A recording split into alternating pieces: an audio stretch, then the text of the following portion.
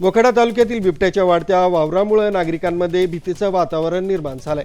अनेक काही दिवसांपासून बिबट्या रात्रीच्या वेळी गावांच्या हद्दीत शिरत असून पाळीव प्राण्यांवर हल्ले करीत आहे।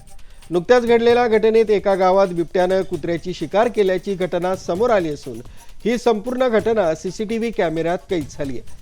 व्हिडिओ समोर आल्यानंतर ग्रामस्थांमध्ये प्रचंड घबराट पसरली आहे। विशेषतः लहान मुलं, महिला आणि शेतकरी वर्गामध्ये भीतीचं वातावरण असून सायंकाळनंतर नागरिक घराबाहेर पडणं टाळत आहेत।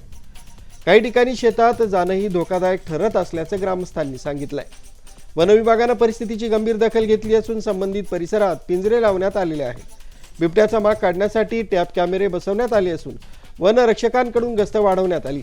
नागरिकांनी रात्री एकटे बाहेर न पडणं, लहान मुलांवर लक्ष ठेवणं तसंच पाळीव प्राण्यांना सुरक्षित ठिकाणी बांधून ठेवण्याचं आवाहन वन विभागाकडून करण्यात आलंय।